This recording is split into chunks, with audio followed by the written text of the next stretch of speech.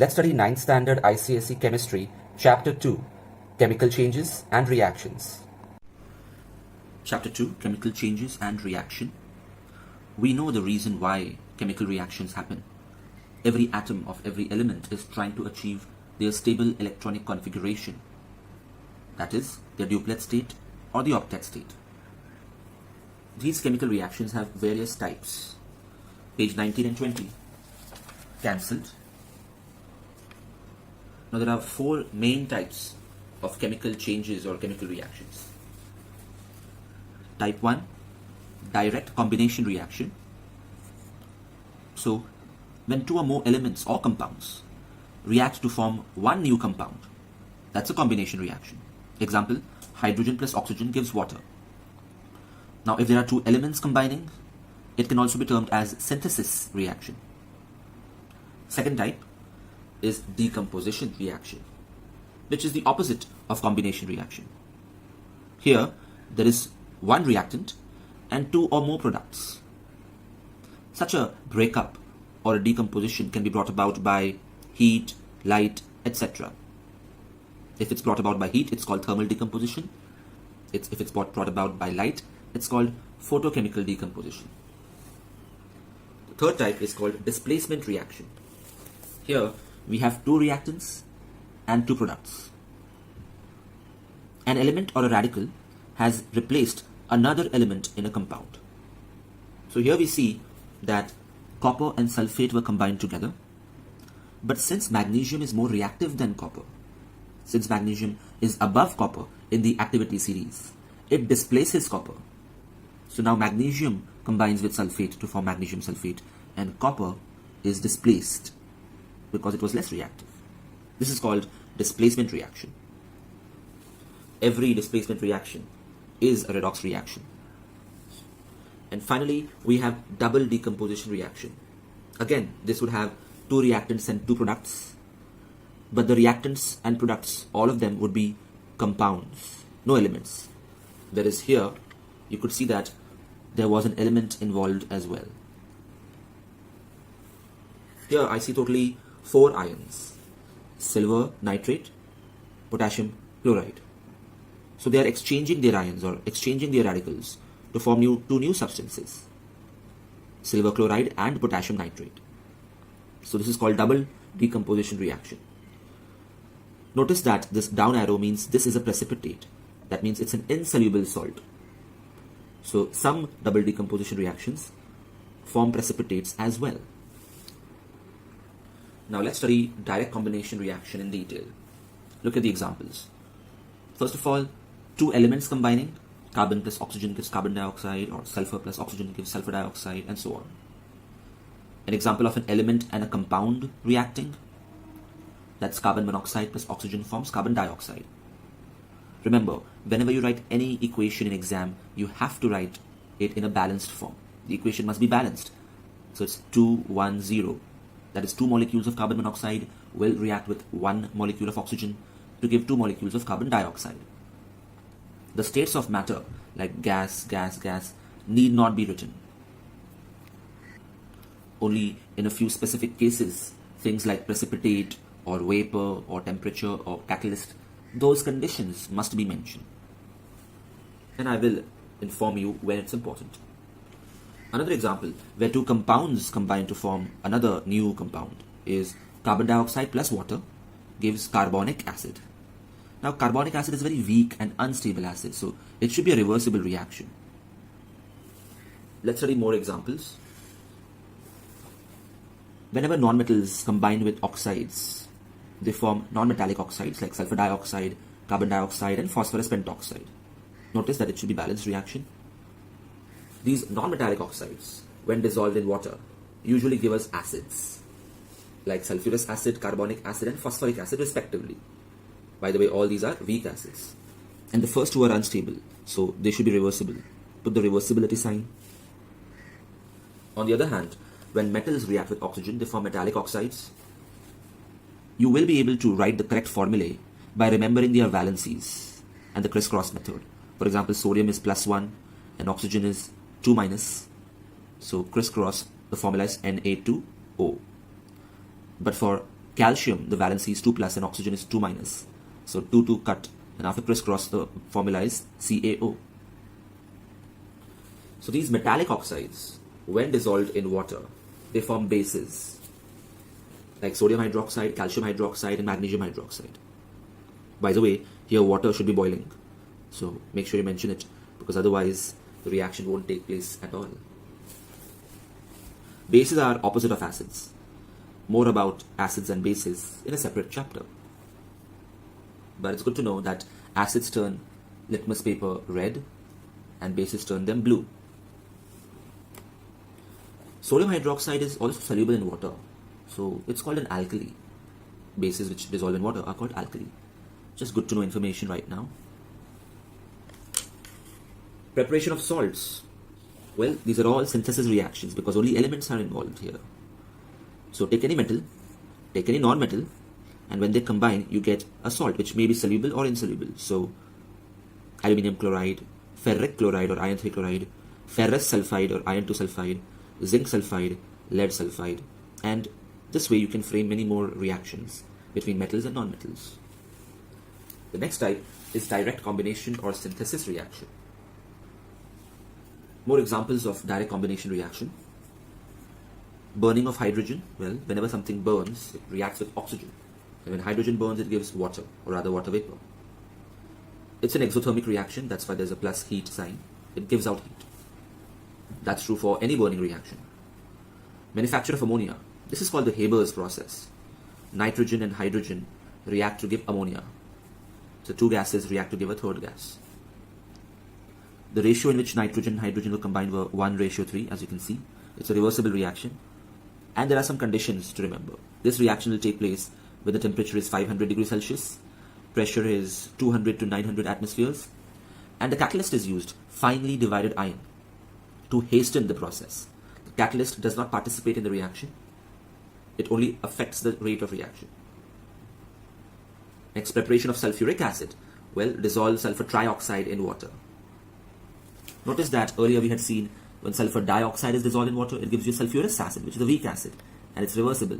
But here it's sulfuric acid because the gas is sulfur trioxide, and this is a strong acid, and the reaction is irreversible. Similarly, HCl gas, hydrogen chloride gas, is by the combination of hydrogen and chlorine, but the condition here is that diffused sunlight should fall on them. Not direct sunlight, otherwise it will be an explosive reaction. The catalyst used here is moisture. Next, ammonia plus HCl gives ammonium chloride. So that's an example of two gases reacting to give you a solid. It's a reversible reaction. Ammonium chloride is a white solid. Formation of magnesium carbonate, that's a reaction between magnesium oxide plus carbon dioxide. Similarly, calcium oxide plus carbon dioxide gives you calcium carbonate. Calcium carbonate is the component of limestone. It's called limestone. Calcium oxide is called quicklime. This is an exothermic reaction, so plus heat. Also, if you take these metals and react them with nitrogen, you get the respective nitrides. Now, let's talk about decomposition reactions, wherein we have one reactant and two or more products. For example, mercury oxide decomposes when heated to give you mercury plus oxygen gas. On the other hand, potassium nitrate decomposes to give you potassium nitrite plus oxygen gas. So here we see a compound and element is formed, but here two elements are formed. So thermal decomposition. Let's study thermal decomposition of oxides first of all. If you look at the activity series, the elements above hydrogen are called active metals, and the elements below hydrogen are inactive metals. In fact, platinum and gold are called noble metals because they hardly react. Talking about oxides, from potassium to copper, all the oxides are stable to heat. Heating will not decompose them. Only for mercury and silver, their bond is not so strong. So if you heat them, you will be able to decompose it to get the pure metal, a silvery metal, either mercury or silver, and oxygen gas is released. Now for hydroxides, potassium and sodium hydroxides are stable to heat. They won't decompose. But calcium to copper, their hydroxides will decompose. For example, calcium hydroxide when heated gives you calcium oxide plus water, Similarly, iron 3 hydroxide when heated gives you ferric oxide plus water. Carbonates. Again, potassium and sodium carbonates are stable to heat, no reaction when heated. Calcium to copper carbonates when heated will give you the respective oxide, plus carbon dioxide gas is released. And as far as mercury and silver carbonates are concerned, they will give you pure metal. Oxygen and carbon dioxide, both of them are released.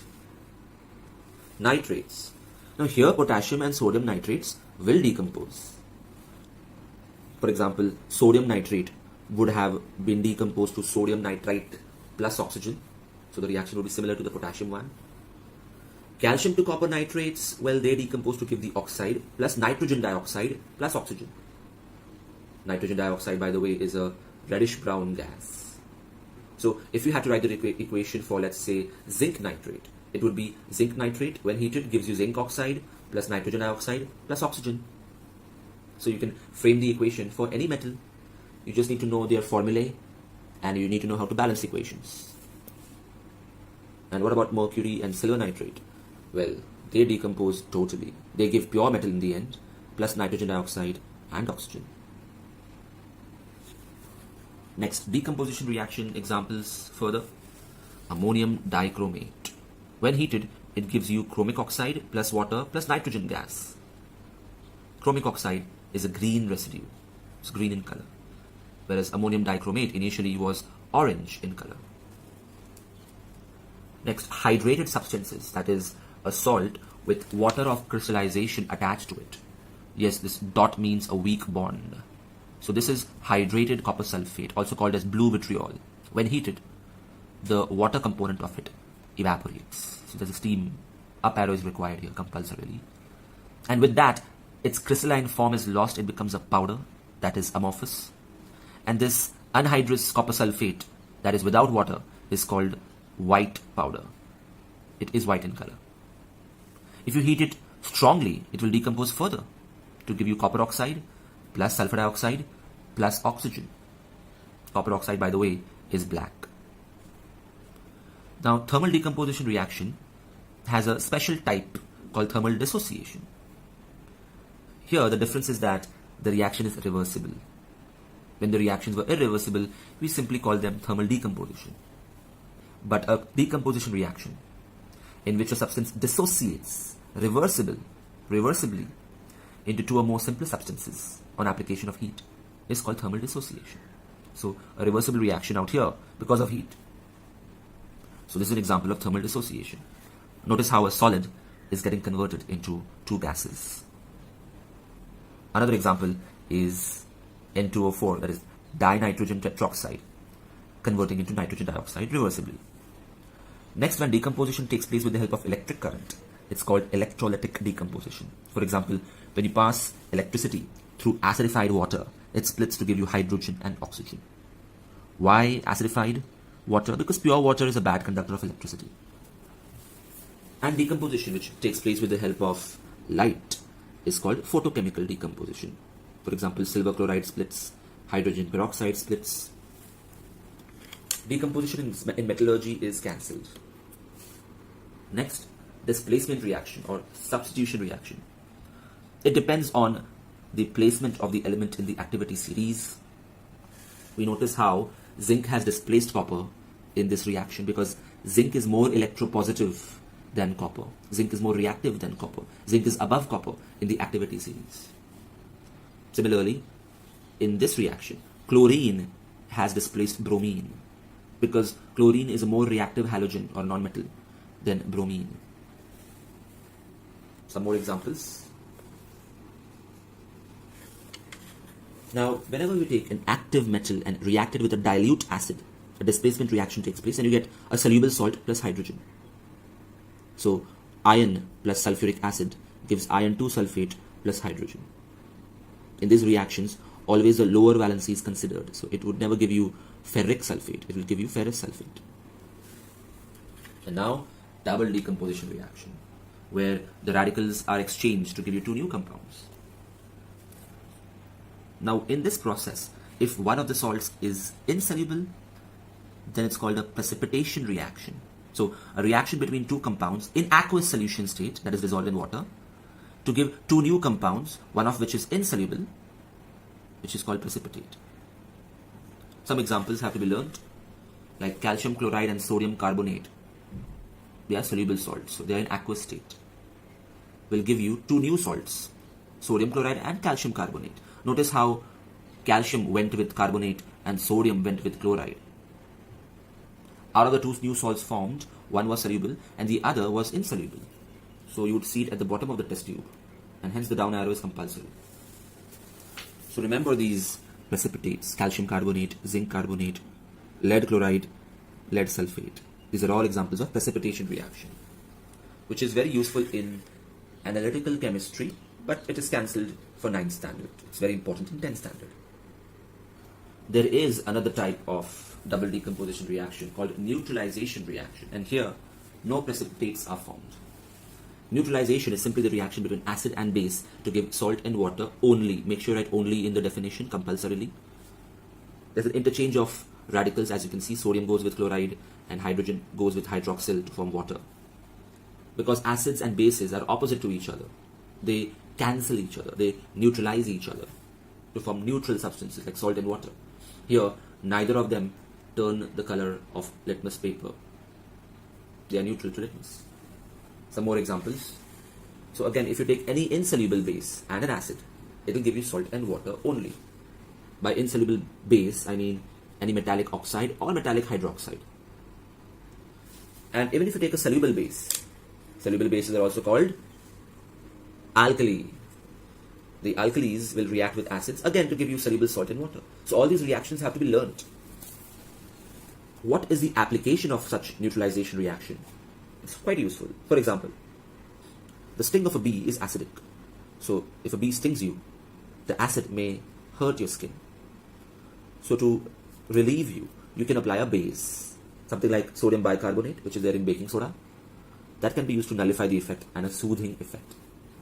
Similarly, if you have acidity in the stomach, you can consume an antacid, which is a base, an alkali.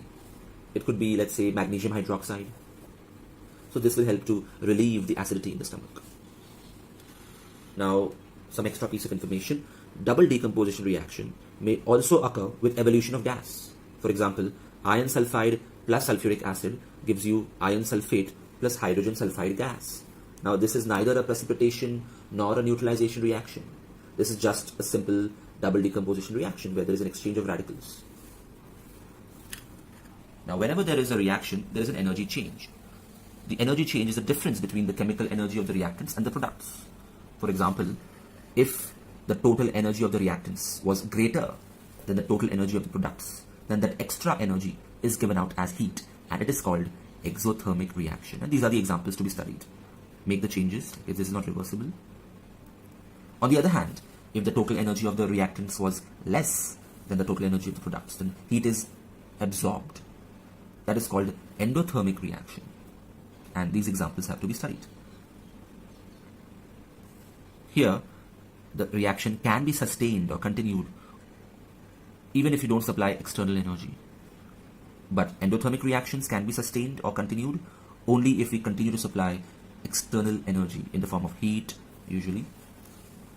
Next, photochemical reaction, as we've studied, takes place in the presence of light. We studied photochemical decomposition reaction. These are not decompositions, but they happen in the presence of light, like photosynthesis. And electrochemical reaction happen with the help of electric current. Now, this is an example of electrochemical decomposition, which we have studied earlier. This is not a complete reaction, it's an ionic reaction.